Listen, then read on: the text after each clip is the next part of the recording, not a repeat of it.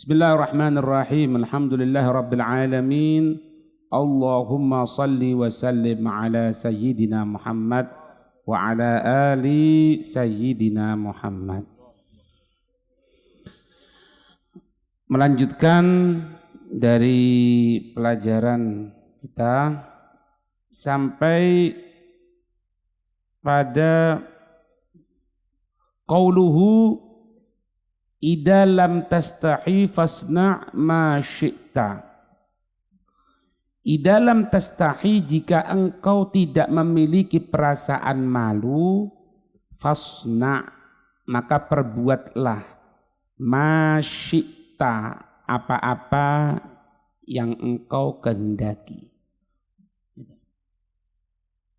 Disyarai, diberikan keterangan yatawammanu al-ahkamul khamsatu, mengandung 5 hukum-hukum.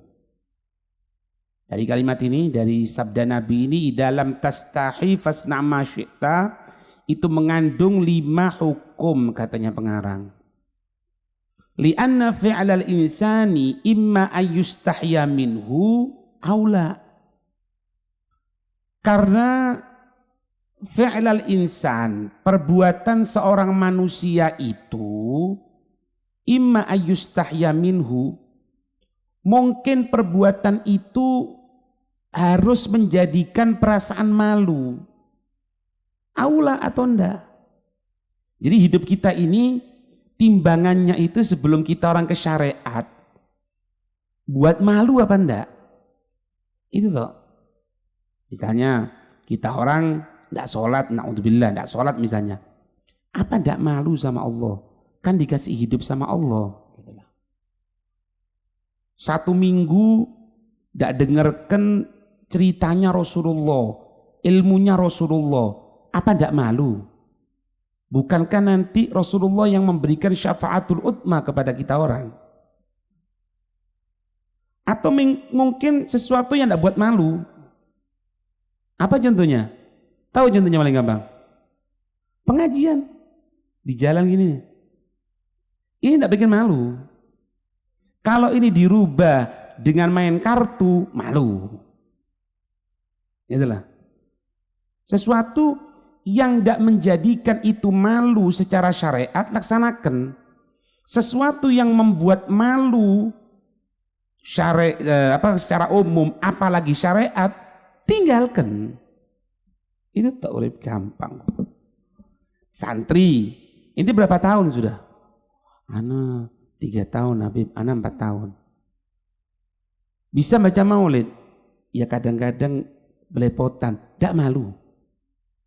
Itu tak. Umur berapa ini? 50, Habib. Oh, bisa baca maulid? Tidak bisa, tidak malu. Umur 60 tahun belajar. Malu. Kenapa kok malu? Ada yang buat malu di situ? Enggak, laksanakan. Itu maksudnya. Jadi kalimat yang diucapkan Nabi itu idalam tastahi fasna ma syi'ta. Kalau kamu tidak malu, maka perbuat apa yang kau kehendaki. Artinya gini, ini bukan cuma berisi cacian tok.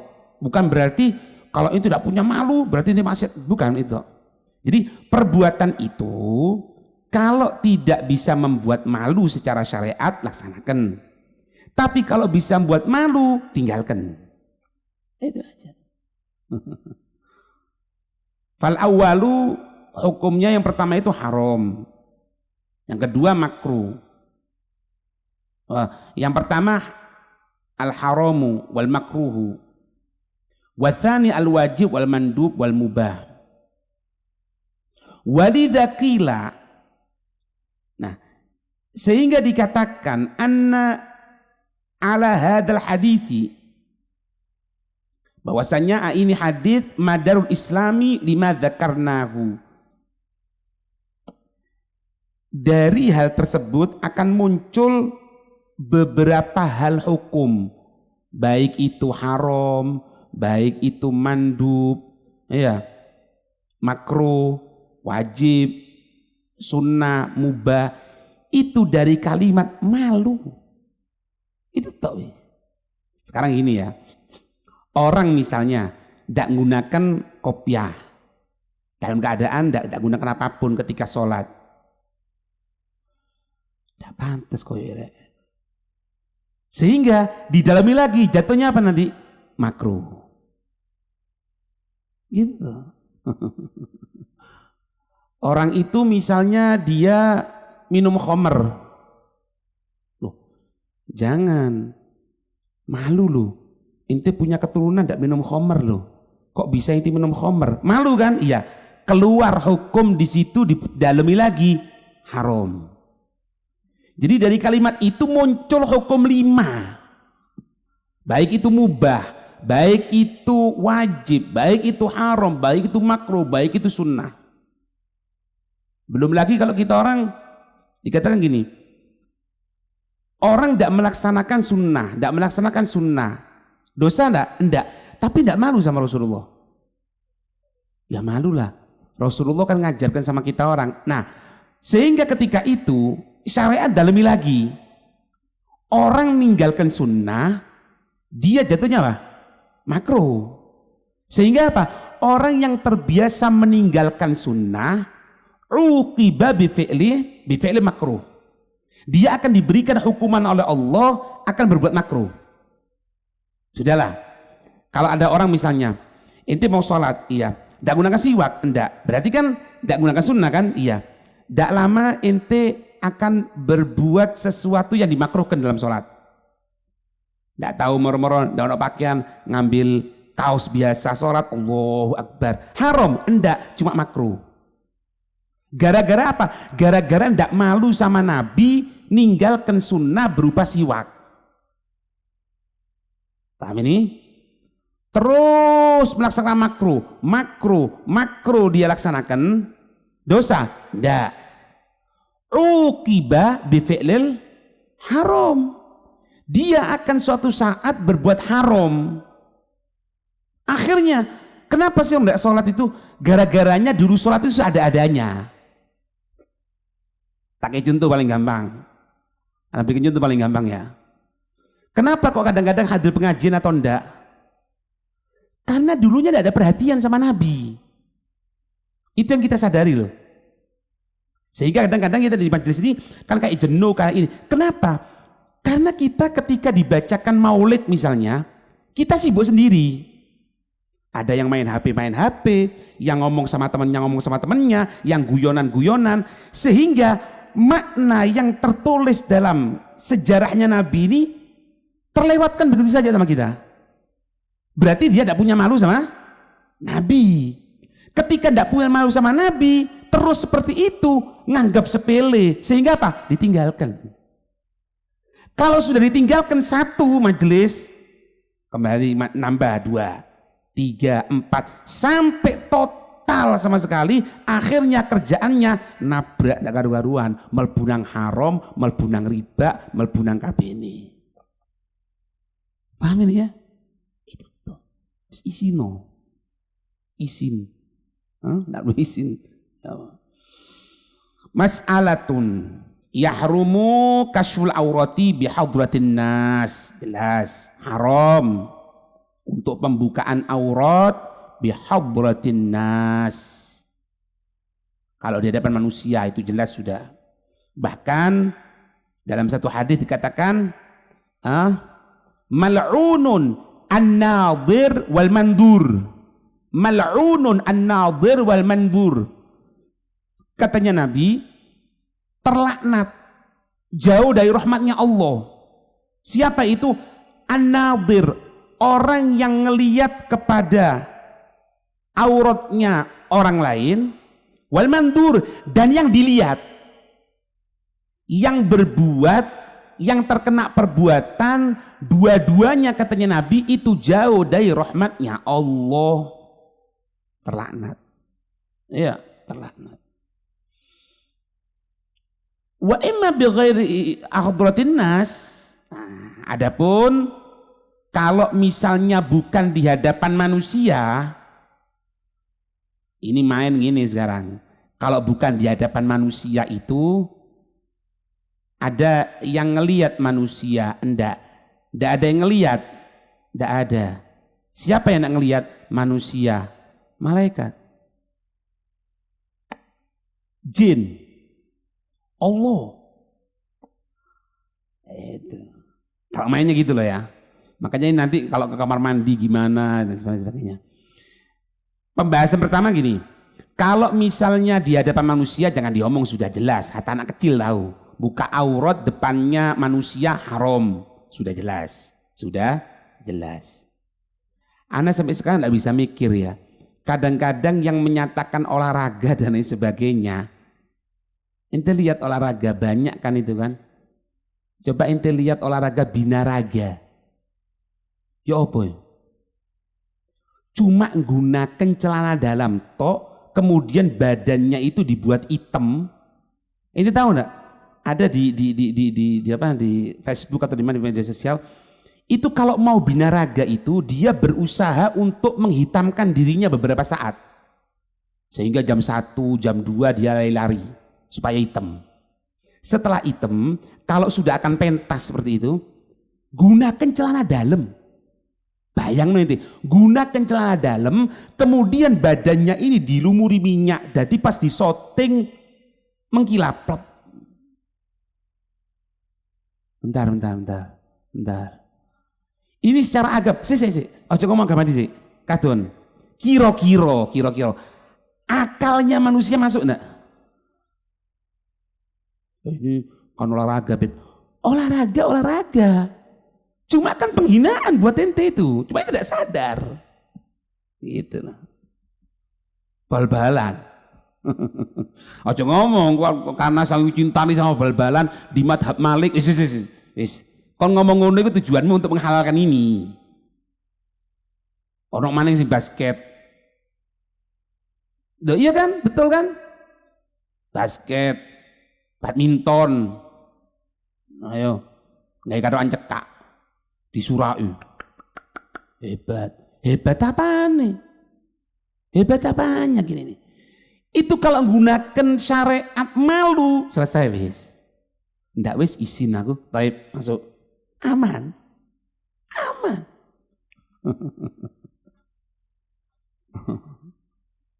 Jangan tersinggung biasa.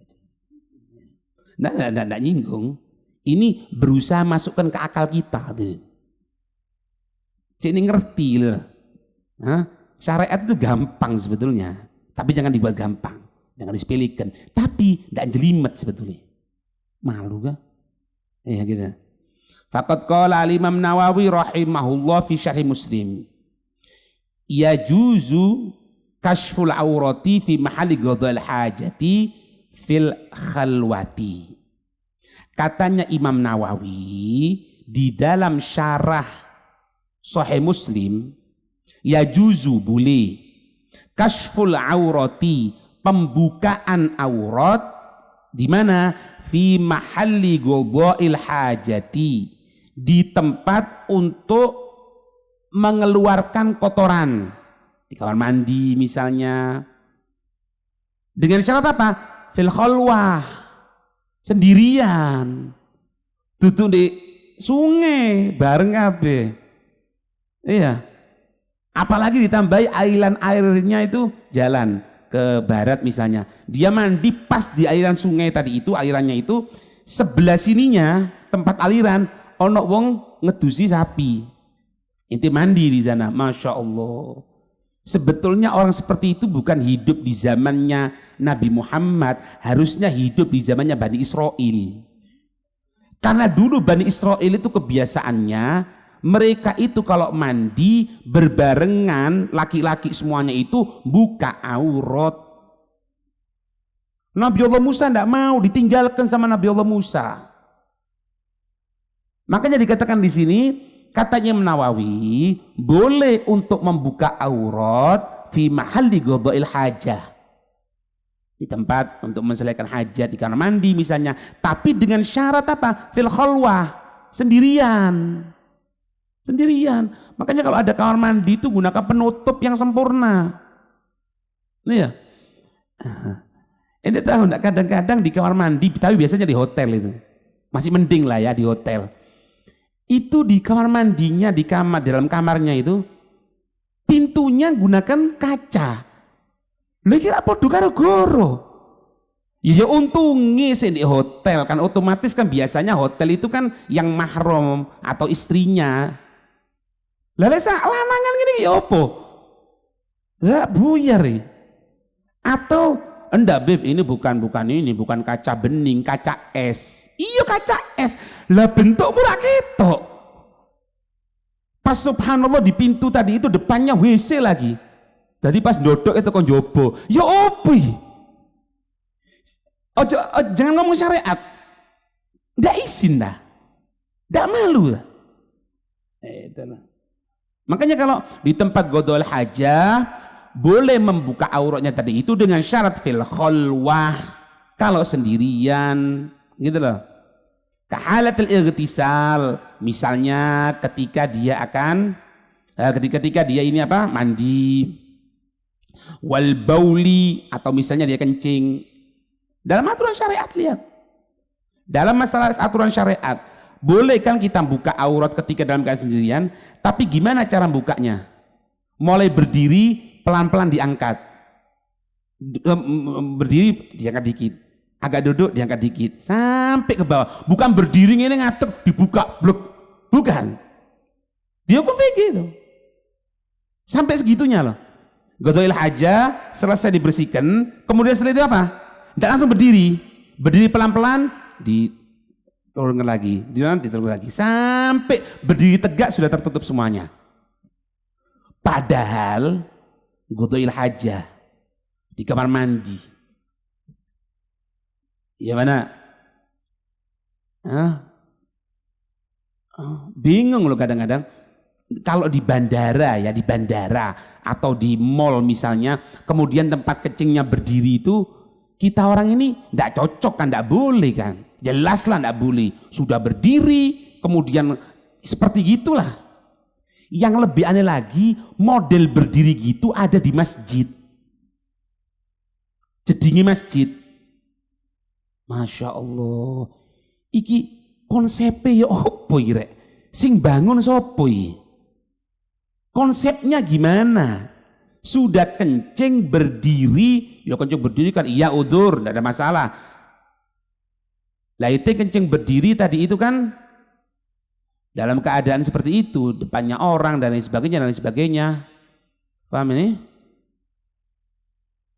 Masuk pantas umat Nabi Muhammad kok ngono. Kalau anak mulai dulu pribadi gini. Dulu. Kalau anak kelihatan orang itu kencing berdiri, kemudian dia mau jadi imamnya anak, tidak mau. Kenapa? Orang kencing berdiri, kemudian disiram, pek, ngotot, wis, sudah ya, iya, wudhu. Ketika Allahu Akbar, ketika ruku, kira-kira tidak kepinak, tidak keluar sesuatu, angkat ini, iktidal, ya metu, jelas. Belum tahu hukum istibro belum tahu dulu. Zaman SMP ya. Nggak mau, terus terang nggak mau sama sekali. Karena yus kayak ngono iku. Ternyata setelah didalami ilmu agama, oh ada istibro namanya. Kencing, kemudian setelah itu dengan dehem atau misalnya dengan berdiri duduk lagi. Itu yang diajarkan Sayyidina Abu Bakar itu. Berdiri kemudian duduk lagi. Secara kesehatan, ya wallahu a'lam, secara kesehatan itu orang kalau biasanya kencing tidak tuntas, itu biasanya kalau sudah usia senja, itu kebanyakan terkena prostat. Di antara penyebabnya itu karena dia tadi itu ketika kencing tidak sempurna, tidak keluar semuanya. Kenapa? Tidak ngikuti Nabi. Lah ikuti Nabi aman. Nah ya, kesehatan dapat, ini dapat semuanya. Itu. Atau misalnya kahalatul ightisal wal bauli wa mu'asyarati zaujati, atau misalnya bersama istri. Itu pun ada adabnya. Wa amma dukhul hammam fa aidon. Nah, cuma maksud hammam di sini ini bukan kamar mandi sebetulnya. Hammam itu sauna. Bukan sauna bahasa Arab ya. Sauna. Baru sauna kon, mandi uap. Sing mlebu panas itu loh. Itu kalau mau praktek cekne tobat ngerasakno neraka titik mlebu merono. Disiram sing akeh kan ngukus engko deloken. Mari ngono meremo kon, karo ngene meremo. Kira-kira aku mesakat iki koyo ngene panas tidak karu-karuan durung neraka iki. Nah, makanya bisa jadilah ajang untuk renungan di jero sauna. Iya. Nah, ini sauna gitu. Atau misalnya kalau sekarang bisa diartikan secara umum apa? Kolam renang. Tapi inget, lek kolam renang lanang wedok, kesehatan apa nih sing sehat? Jantungmu sehat, hatimu rusak. Iya. Terus ya apa? Iya, ya apa ya? Iya, bangun sendiri kolam renang. Dari mana uang? Allah. Oh no loh. Coba-coba kon. Iya. Itu sebetulnya pikiran ana mulai kepingin duwe kolam renang khusus. Lanang-lanang wedok-wedok. Penggili badminton khusus. Gaya basket khusus. Tapi basket wedok ndak ono ya, basket wedok ndak ono. Iya. Jangan bingung. Terus ndak ngono ya apa? Ndak ngono ya apa? Ya karo Allah ngeki. Dalang ngono ndak iso ya jedengmu ngene ya. Ini maksudnya gitu. Kalaupun masuk kamar mandi faidon yutlabu lahu al-haya. Diminta untuk malu. Ketika renang, ketika ini gunakan pakaiannya yang sempurna gitu. Isin gitu loh, malu. Faqad qala al-ulama radhiyallahu anhum. Maka berkata mereka para ulama ya, bahwasannya yubahu lirrijali, diperbolehkan untuk laki-laki dukhul hammam, masuk ke sauna atau masuk ke kamar kolam renang. Tapi wajibu alaihim ghaddul basari, wajib untuk menjaga pandangan. Itu amma dari apa-apa la yahillu. Itu yang pertama, dari apa-apa yang tidak halal. Juga wajib atasnya wasaunu auratihim, penjagaan untuk aurat mereka. Itu renang yo renang anil kasfi, dari terbuka. Ojo gunakan celana telung perapat apa ini itu bisa ini kausan. Iya isin meter dapat six pack one pack. Iya dah isin dah gitu. Bihadrati man la yahillu lahu an nadharu ilaiha, ketika ada yang tidak halal tuh dijaga auratnya. Waqad ruwiya anna rijala idza dakhala hammama 'ariyan. Perhatikan ini. Waqad ruwiya, benar-benar diriwayatkan, anna rijala, sesungguhnya laki-laki, idza dakhala hammama, jika dia masuk ke sauna, 'ariyan, dalam keadaan terbuka aurat, la'anahu malakahu, maka kedua malaikatnya, penjaganya, yaitu Raqib dan Atid, melaknat, dilaknat, jauh dari rahmatnya Allah. A'udzubillah. Rawahu al-Qurtubi fi tafsirih inda qaulihi ta'ala kiraman katibin. Ini disebutkan Imam Al-Qurtubi ketika beliau menyebutkan firman Allah kiraman katibin,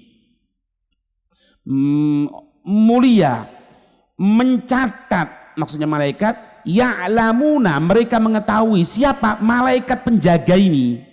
Ma taf'alun, apa-apa yang kamu perbuat.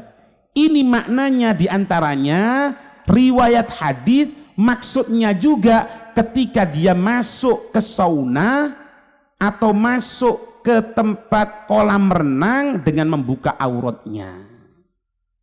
Kiraman katibin itu yang mulia dari para penulis, maksudnya apa? Malaikat, melaknat. Mereka ya'lamun, mereka mengetahui, ma taf'alun, apa-apa yang kamu sekalian laksanakan. Itu. Warwa al-Hakimu an Jabir, meriwayatkan Al-Hakim dari sahabat Jabir. Anan Nabi sallallahu alaihi wasallam qol, sesungguhnya Nabi sallallahu alaihi wasallam bersabda, haramun, haram ala rijali, atas laki-laki.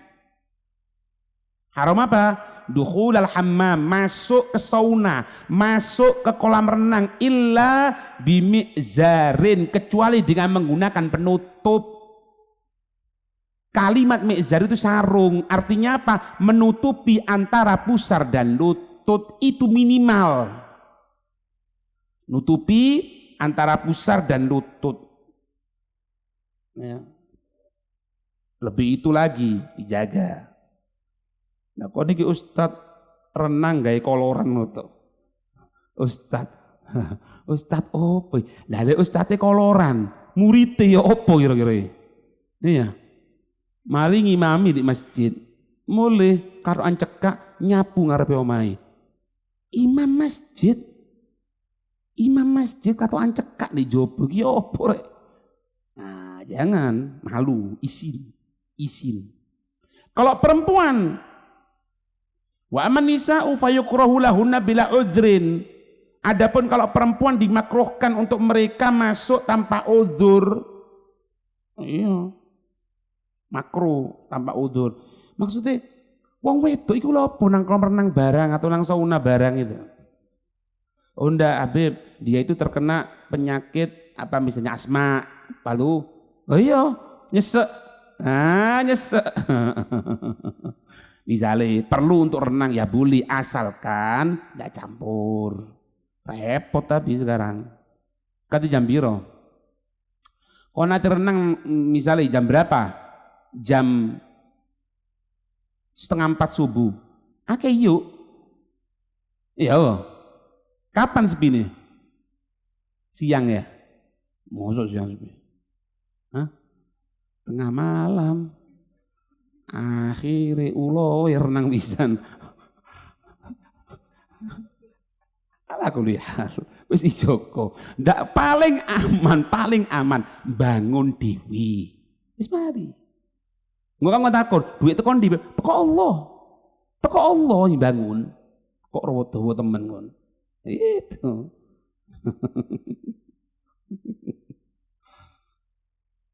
Iya, biasanya kan gitu. Biasa kalau misalnya di nyewa villa atau punya villa, iya kan?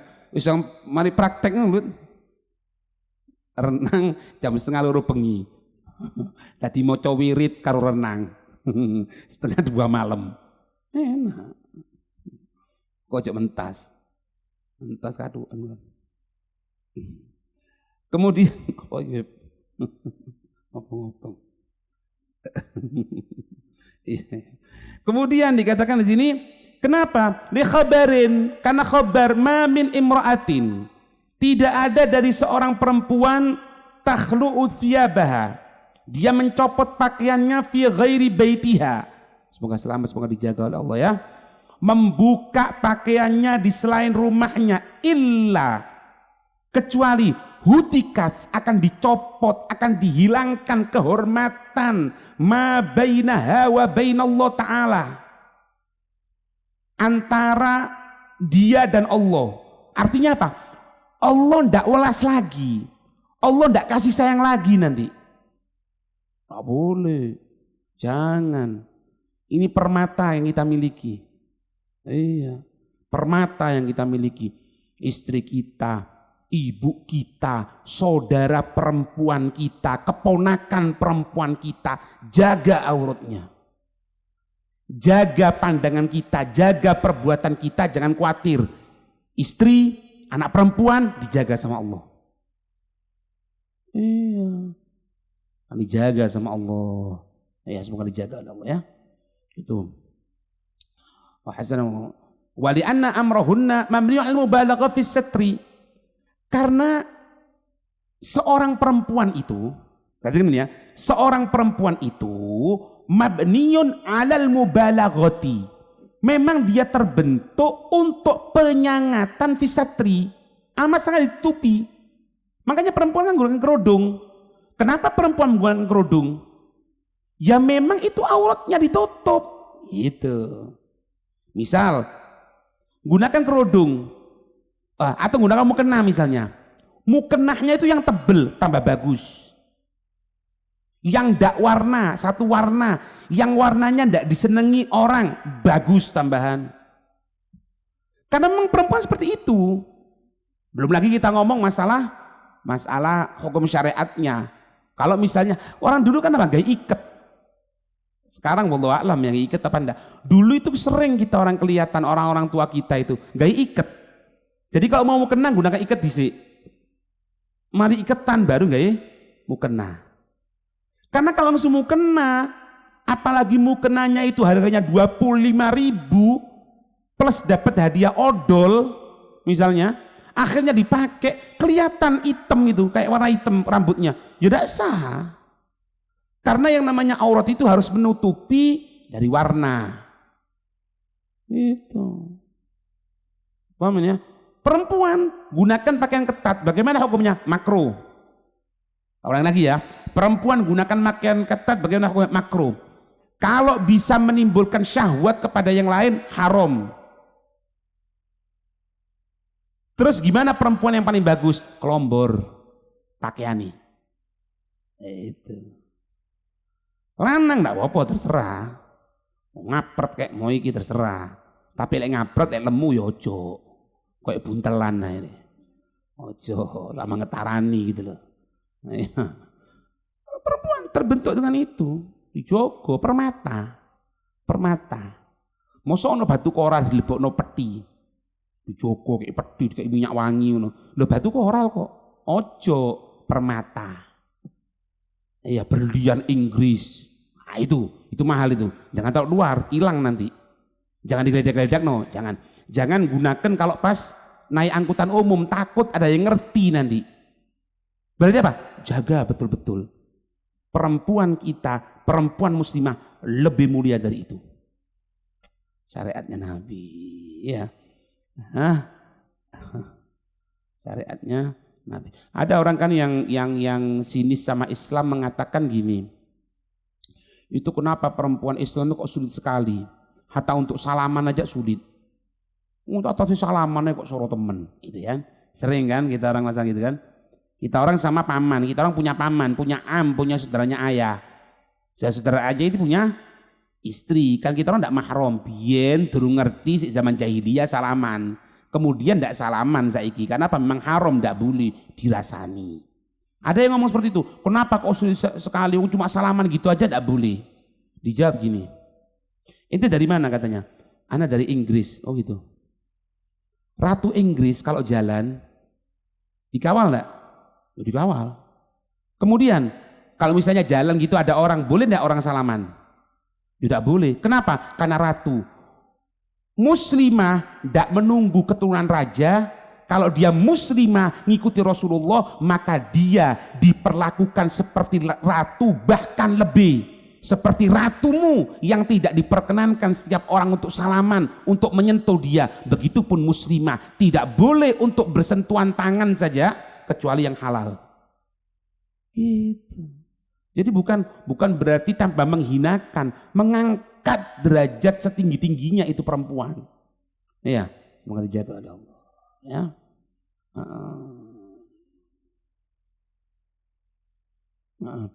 Ditambahi lagi yang ketiga apa? Walima fi khurujihinna wajtima'ihinna minal fitnati wasyarr.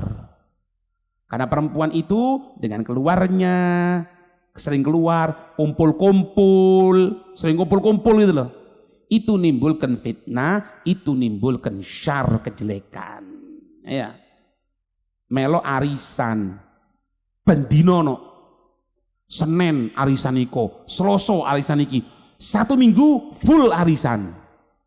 Kira-kira yo sing diomong mari arisan iku apa? Kok ndak roh? Lah iya. Jari ini kawin maning musuh. Makanya ndak tega aku. Ndak tega. Dowo kan? Selesai dari sana bukan tambah fitnah. Tambah fitnah. Ya ini katanya ulama. Perempuan ini jangan sering-sering keluar. Memang diciptakan permata kok. Lah kita orang misalnya gaya permata yang mahal, mau saatnya kora-kora gaya permata rek. Kok temen-temen ngetekeen, lek ate undangan gawin permata itu. Itu. Ya, semoga dijaga oleh Allah. Amin ya rabbal alamin. Wallahu a'lam bissawab.